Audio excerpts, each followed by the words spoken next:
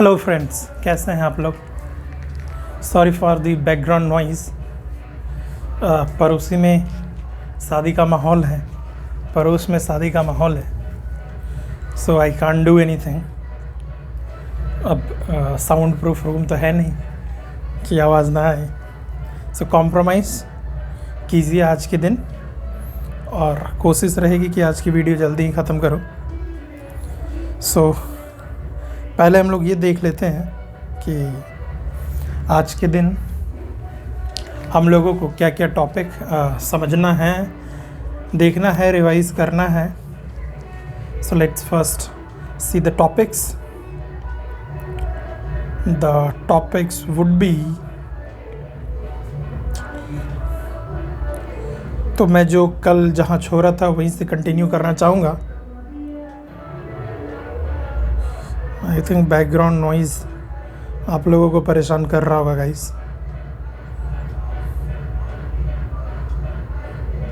Don't worry guys, थोड़ा बहुत manage करना आना चाहिए हम लोगों को। क्या क्या कहते हो आप लोग?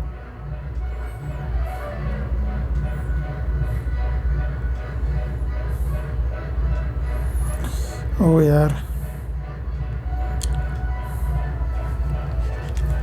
चलिए हम लोग मिल नहीं रहा है। 1 सेकेंड गाइस, थोड़ा सा पहले प्रिपेयर्ड करके रखना चाहिए इन सारी चीज़ों को। I know that, but I don't get time. You see कि मैं ज़्यादातर टाइम आप लोगों के साथ लाइव ही रहता हूँ, तो मेरे पास एक्स्ट्रा टाइम नहीं रहता है कुछ प्रिपेयर करने का। रिगार्डिंग दिस वीडियो बनाने से पहले कुछ प्रिपरेशन होना चाहिए, तो जो भी आता है इंस्टेंट आता है। And I think that would be the best thing, कि वो ज़्यादा नेचुरल रहता, ज़्यादा सही रहता और ज़्यादा यूज़फुल रहता हम लोगों के लिए। ताकि ये भी तो पता चलना चाहिए ना कि सोचते कैसे हैं। अब आके बककर चले जाना बोलकर, ओवरऑल मतलब जानना चाहिए हम लोगों को। कोई भी कॉन्सेप्ट बनता तो आपके सामने ही बनाता हूँ, ताकि कैसे सोचना है, कैसे बनाना है, आपको भी फ़ायदा होगा और हमें भी। ठीक है, एक हम लोग आज थोड़ा बहुत आपको वर्ल्ड बैंक के बारे में, विल सी वर्ल्ड बैंक के बारे में हम लोग वर्ल्ड बैंक के बारे में देखेंगे। ठीक है, और हम लोग NSDC, national skill development, news में है ये, national skill development corporation, national skill development corporation. I think one more topic would be, एक टॉपिक हम लोग और देख लें, which would be better for us guys. What do you think? What it can be? National park के बारे में। और if we are left behind with some time, then we would look at, I have already told you in one of my video, Stockholm convention के बारे में। चलिए एक एक करके देखते हैं। So our first topic is world bank. ठीक है, तो पहले हम लोग वर्ल्ड बैंक के बारे में देखते हैं।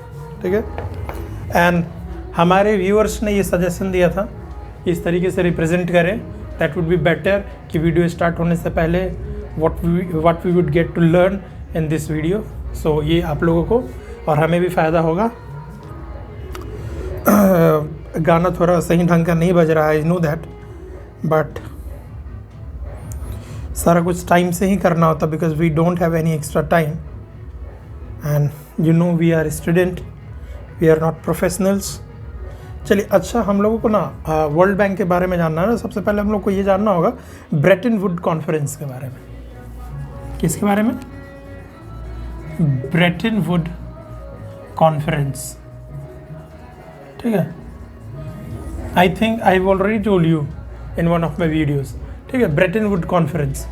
तो इस ब्रेटन वुड कॉन्फ्रेंस के तहत यू नो दैट कि क्या क्या आया था? एक तो IMF आया था ना, international monetary fund, world bank का ग्रुप आया था, इंटरनेशनल मॉनेटरी फंड IMF आया था, वर्ल्ड बैंक ग्रुप आया था, world bank group, and the third one is GATT आया था, GATT general agreement on trades and tariffs and all that, you know that, जो कि बाद में किस में कन्वर्ट हो गया था बताइए? WTO में कन्वर्ट हो गया था। यही GATT बाद में WTO में कन्वर्ट हो गया था। तो क्या क्या है?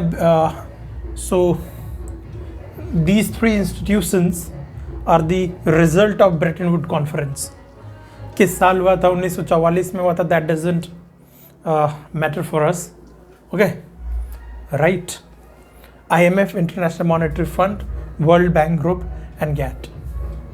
सो ये पता चल गया हम लोगों को वर्ल्ड बैंक ग्रुप के बारे में कि it's a Bretton Wood institute, ठीक है। अब देखिए, किसी भी कंट्री को to be a member, to become a member of world bank group, first it would be the member of IMF। उसको IMF का मेंबर होना पड़ेगा, समझ रहे हो? अगर कोई कंट्री वर्ल्ड बैंक ग्रुप का मेंबर बनना चाहता है तो उसको पहले IMF का मेंबर बनना पड़ेगा।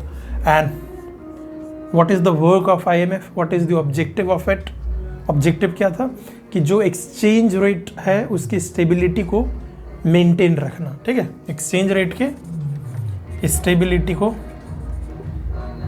मेंटेन रखना, ठीक है। आई थिंक आप लोगों को समझ में आ रहा होगा। मैं चीज़ों को काफ़ी सिंप्लीफाई करके समझाने की कोशिश करता हूँ।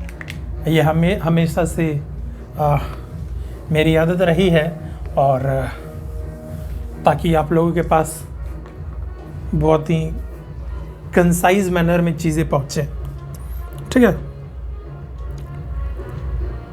सो to become a member of the World Bank, a country must first join International monetary Fund. समझ गए? अब वर्ल्ड बैंक ग्रुप की बात करते हैं। इस वर्ल्ड बैंक ग्रुप के अंडर देयर आर 5 ऑर्गेनाइजेशंस, ठीक है। इसके अंदर 5 ऑर्गेनाइजेशंस हैं। वर्ल्ड बैंक ग्रुप के अंदर 5 ऑर्गेनाइजेशंस है। So let's see one by one which all are these, ठीक है। पहला है IBRD। पहला क्या है? IBRD है। मैं थोड़ा ज़ोर से बोल रहा हूँ जानकर, ताकि गाने का आवाज़ ना आए, और मैं कंटिन्यूसली बोलना चाह रहा हूँ ताकि बैकग्राउंड ना आए। अगर जैसे मैं चुप होऊंगा तो बैकग्राउंड आने लगेगा, तो इस वीडियो में मैं ज़्यादा बोलने की कोशिश कर रहा हूँ। So let's appreciate it, let's appreciate my effort guys, ठीक है। IDA दूसरा इंस्टीट्यूशन है। IDA दूसरा इंस्टीट्यूशन है। IDA। अगर आप कभी भी अब IBRD के बारे में, IDA के बारे में सुनोगे तो फर्स्ट आपके दिमाग में ये क्लिक कर जाना चाहिए कि अच्छा, ये वर्ल्ड बैंक ग्रुप का ऑर्गेनाइजेशन है, ठीक है। And third one is IFC। IFC तीसरा क्या है? IFC है, IFC। चौथा क्या है? मेगा। चौथा क्या है? मेगा। एंड पांचवा क्या है? पांचवा मेगा के बाद पांचवा क्या है? ICSID। ICSID। ICSID, ठीक है। अब हम लोग वन बाय वन देखते हैं कि IBRD का फुल फॉर्म क्या? International Bank for Reconstruction and Development. International Bank for Reconstruction and Development. सुन रहे होगे तो आप लोगों को समझ में आ रहा होगा। तो अब इसका काम क्या है बताइए? International Bank for Reconstruction and Development, यही की जो middle income and poor countries है, middle income and poor countries है, but they are credit worthy, तो उनको it offers assistance. So IBRD offers assistance. IBRD offers assistance to those countries who are middle or you say poor income, but they are credit worthy. Credit worthy means they are able to repay the loans, ठीक है।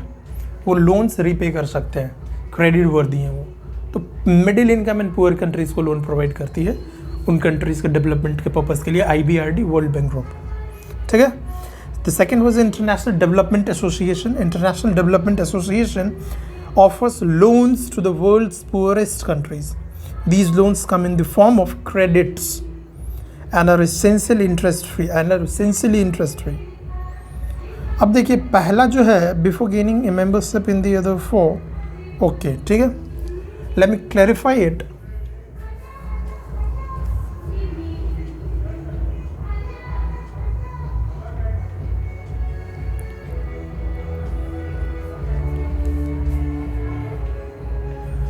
One second guys.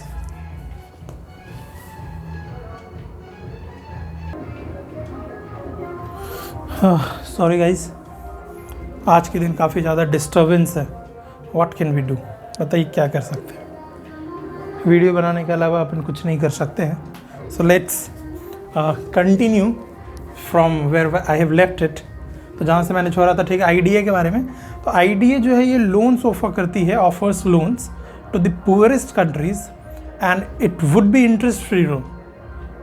Credit के form में loans offer करती है IDA poorest country को interest free loan.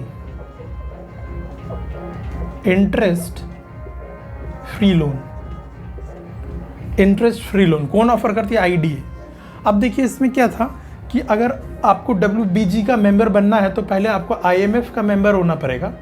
उसी तरीके से अगर आपको वर्ल्ड बैंक ग्रुप का मेंबर बनना है, ठीक है, तो पहले आपको आईबीआरडी का मेंबर होना होगा, तो जाके आप वर्ल्ड बैंक ग्रुप के मेंबर होंगे. और इसका मेंबर होने के लिए पहले आपको इसका मेंबर होना पड़ेगा. ठीक है, sorry guys, let me clarify it again. अगर आपको वर्ल्ड बैंक ग्रुप का मेंबर बनना है, मतलब किसी कंट्री को बनना है, तो उसको पहले आईएमएफ का मेंबर बनना पड़ेगा.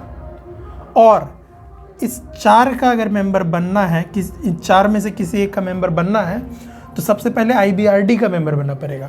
यानी कि ये जो ऑर्डर है, ये ऑर्डर को इस ऑर्डर में ही याद रखिए. मान के चलिए आपको आईडीए का मेंबर बनना, किसी कंट्री को आईडीए का मेंबर बनना है, तो पहले उसको आईबीआरडी का मेंबर होना पड़ेगा.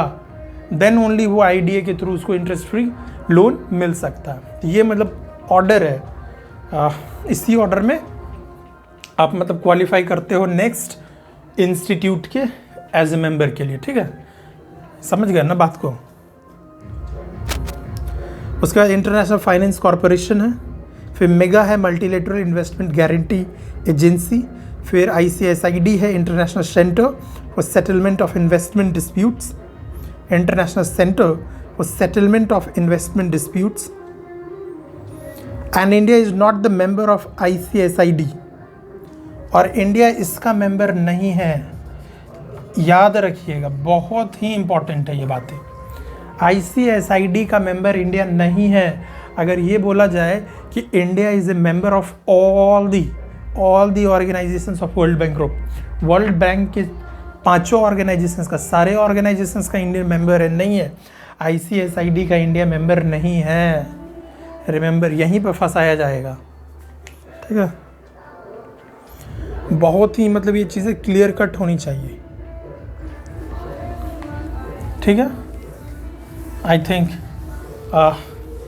we need to move on the next our next topic and quick way. Time taking हो रहा है, थोड़ा सा टाइम लग रहा है ना, तो हम लोग थोड़ा सा इसको फास्ट करते हैं वीडियो को. नेशनल पार्क्स के बारे में थोड़ा जान लीजिए आप लोग. नेशनल पार्क्स के बारे में अगर आप जानोगे, so national parks central government भी इसको डिक्लेयर कर सकती है, स्टेट गवर्नमेंट भी डिक्लेयर कर सकती है. नेशनल पार्क जो है मतलब कुछ चीज़ें हैं जिसके regarding questions could be framed. इसको सेंट्रल गवर्नमेंट भी what can you say declare कर सकती है, और स्टेट गवर्नमेंट भी. सेंट्रल गवर्नमेंट भी और स्टेट गवर्नमेंट भी. National parks is declared, can be declared by central government as well as state government, दोनों के द्वारा. आज देखिए, have a greater degree of protection, no human activity is provided inside the national park except for the ones permitted by the chief wildlife warden of the state. State में एक chief wild life warden है. ठीक है, chief wild life warden of the state. मतलब कि अगर कोई human activity perform करना है, मतलब कि जनरली क्या होता है कि no human activity is permitted inside national park, ठीक है, कोई ह्यूमन एक्टिविटी नहीं होगा, no human activity unless the permission is granted by chief wild life warden of the state. अगर ये आपको परमिशन दे दे चीफ वाइल्ड लाइफ वार्डन, तो फिर जाके आप नेशनल पार्क में कोई anthropogenic activity, human activity you can do, ठीक है। And let me read it, you can try to understand it. An area whether within a sanctuary और not can be notified by the state government to be constituted as a national park because of its ecological, faunal, flora-geomorphological, zoological association or importance needed for protecting and propagating, ठीक है। तो ऐसा नहीं है, केवल कहने का मतलब ये है सिंपल सा इसका कि केवल ऐसा नहीं है कि वाइल्ड लाइफ प्रोटेक्शन के लिए ही, केवल वाइल्ड लाइफ जो वाइल्ड एनिमल्स है उसकी प्रोटेक्शन के लिए ही नेशनल पार्क बनाया जाता है। Flora, fauna, environment protection and all the rest of it, इन सारी चीज़ों के लिए भी केवल कोई ऐसा नहीं कि एक्सक्लूसिव नहीं है कि केवल वाइल्ड एनिमल्स के लिए उनके प्रोटेक्शन के लिए नेशनल पार्क बनाए, नहीं, बायोडाइवर्सिटी को मेंटेन रखने के लिए, इन्वायरमेंटल सस्टेनेबिलिटी के लिए, इन्वायरमेंट को मेंटेन रखने के लिए नेशनल पार्क्स बनाया जाता है। सेंचुरी के अंदर भी बनाया जाता है, वाइल्ड लाइफ सेंचुरी के अंदर भी बनाया जाएगा, या फिर उसके अलावा भी हो सकता है। National parks provide protection to the entire ecosystem, ठीक है, पूरे इकोसिस्टम को ये प्रोटेक्शन प्रोवाइड करता है। Flora, fauna, landscape not only conserve wild life but also provide a diversion of environmental and landscape heritage in a manner that does not harm to provide enjoyment to future generations, ठीक है। तो ये बातें हैं national parks के बारे में। I think आप समझ गए होंगे। मेरे कहने का मतलब था बस कि सेंट्रल गवर्नमेंट, स्टेट गवर्नमेंट, इसके द्वारा परमिशन तो ही जाकर होगा, बाद बाकी आप इजीली गेस कर लोगे, ठीक है। जो कुछ टेक्निकल था that I would like to say. Stockholm convention मैंने बताया है, आप अगर किसी वीडियो में देखे होंगे, मेरे हिसाब से तो हर एक वीडियो पूरा देखना चाहिए। पर्पस ही है रिवीजन। आज आप यहाँ सुन रहे, कल किसी और से सुनोगे, परसों खुद भी पढ़ोगे तो आपको मिलेगा। स्टॉकहोम कन्वेंशन किस चीज़ के लिए है? Volatile organic compounds, persistent organic pollutants, क्या यार, persistent organic pollutants की प्रोटेक्शन के लिए, persistent organic pollutants की प्रोटेक्शन के लिए कुछ केमिकल्स हैं जो कि इंडियन गवर्नमेंट ने अभी उसको रिसेंटली POP डिक्लेयर किया, persistent organic pollutants, और उसी के यू कैन से कि स्टॉकहोम कन्वेंशन है to protect human health and the environment. So it's a treaty, it's a convention to protect human health and to protect environment from such POP। अगर मान के चलो मैं किसी एक केमिकल को, सपोज कि इंडिया ने जो अभी 7 केमिकल्स को अप्रूव किया है एज अ POP, उसका स्टॉकहोम कन्वेंशन के अंदर रखा है, जिसमें एक है क्लॉर्डिकॉन या पेंटाक्लोरोबेंजीन। सिंपल एग्जांपल, पेंटाक्लोरोबेंजीन जानते हो, केमिस्ट्री पढ़े होगे, तो वो क्या हो गया, POP डिक्लेयर हो गया। क्यों? वो कहीं ना कहीं ह्यूमन हेल्थ को एज वेल एज एनवायरनमेंट को हार्म पहुंचा रहा था, तो इसको POP डिक्लेयर करके स्टॉकहोम कन्वेंशन के अंदर रख दिया गया। तो जो भी स्टॉकहोम कन्वेंशन के अंदर आता है, यानी कि वो POP भाई ह्यूमन हेल्थ एंड एनवायरनमेंट के लिए डेंजरस है। Stockholm convention, I think you get the feel आया होगा आपको, थोड़ा सा बस फील लेना है, काम तो होते रहेंगे। अच्छा, एक edaphic factors I would like to say. Edaphic, देखिए वर्ड्स पे भी क्वेश्चन बनता है ना कि इडेफिक फैक्टर्स क्या है। देखिए जब भी इडेफिक वर्ड आएगा ना, तो समथिंग रिलेटेड विथ सॉइल, मिट्टी से रिलेटेड बातें चल रही हैं, ये समझ लीजिए। इडेफिक वर्ड आए, आपको ये समझना है कि this something talking about soil, जैसे कि सॉइल मिनरल्स। इडेफिक फैक्टर्स क्या क्या होते हैं? इडेफिक फैक्टर्स क्या होते हैं? सॉइल मिनरल्स, लेट मी सी, हाँ, सॉइल का physical, chemical, biological properties, soil का फिजिकल, केमिकल, बायोलॉजिकल प्रॉपर्टीज़, जैसे सॉइल मिनरल्स, सॉइल्स में क्या क्या है, उसकी फर्टिलिटी कितनी है, सॉइल का मॉइस्चर कितना है, फर्टिलिटी कितनी है, अलग अलग न्यूट्रिएंट्स का अमाउंट कितना है, ये सारे इडेफिक फैक्टर्स में आते हैं।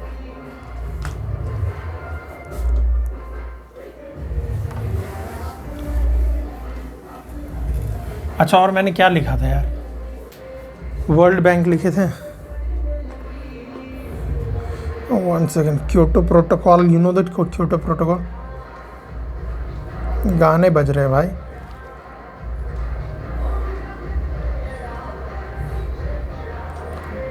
अच्छा हाँ, national skill development corporation, not for profit public listed company incorporated, companies act के अंदर मिनिस्ट्री ऑफ फाइनेंस के द्वारा एज पीपीपी मॉडल। ठीक है, अब देखिए ये क्या है, एनएसडीसी के बारे में। NSDC national skill development corporation, national skill development corporation, national skill development corporation ministry of finance के द्वारा इसको एज अ PPP मॉडल पर बनाया गया। PPP model, ministry of finance के द्वारा PPP मॉडल पर बनाया गया एनएसडीसी को, नेशनल स्किल डेवलपमेंट कॉरपोरेशन को। Not for profit public listed company है। ठीक है, ये क्या है, एनजीओ हो गया एक तरीके से, नहीं, नॉट फॉर प्रॉफिट, एनजीओ नहीं है, not for profit public listed company है, पब्लिक कंपनी है भाई, पब्लिक लिस्टेड कंपनी, एनजीओ नहीं है, कंपनी है ये।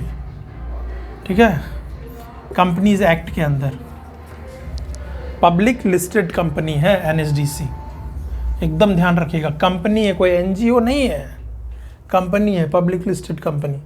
PPP मॉडल पर, PPP मॉडल में क्या है कि 49% of the share capital of NSDC is holding bye, कौन होल्ड कर रहा है उसको, through ministry of skill development and entrepreneurship and 51% private sector. देखिए 51% किसका शेयर है, प्राइवेट का है, 49% किसका शेयर है, ministry of skill development and entrepreneurship, ministry of skill development and entrepreneurship, समझ में आया। 49% किसका शेयर है, ministry of skill development and entrepreneurship, ministry of skill development and entrepreneurship का 49% share, ministry of skill development and entrepreneurship. अब 51% किसका share है, private company का, 51% किसका शेयर है, प्राइवेट कंपनी का, 49% एमएसडी का, ministry of skill development and entrepreneurship का। एनएसडीसी के बारे में जानना है ये चीज़ें हम लोगों को।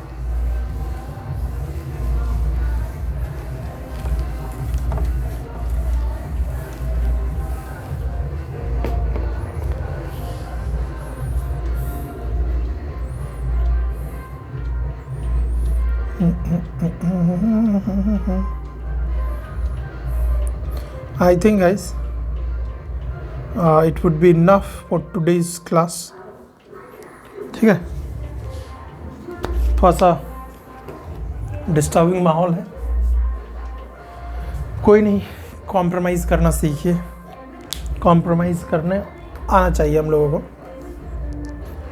सो गाइज, दोस्तों, जो भी प्रॉब्लम हो यू कैन से, ये प्लेटफॉर्म आप सभी के लिए ओपन है, और कोई भी दिक्कत हो आप शेयर कर सकते हो, आप कमेंट कर सकते हो, कुछ ऐसा हो जो आप नहीं बताना चाह रहे हो पब्लिकली, आप पर्सनल में आके कमेंट कर सकते हो, व्हाट्सअप नंबर गिवन है, टेलीग्राम ग्रुप है, टेलीग्राम में पर्सनली मैसेज कर सकते हो, तो उस सब में कोई दिक्कत नहीं है। बट हमारा काम होना चाहिए, मतलब सभी का जर्नी स्मूथ होना चाहिए। ठीक है, सभी को, ठीक है यार, ज़्यादा नहीं बोलेंगे, ठीक है। तो I wish you all the best for what, for the life that is going on, ठीक है। So thank you guys, love you all, जय हिंद, जय भारत।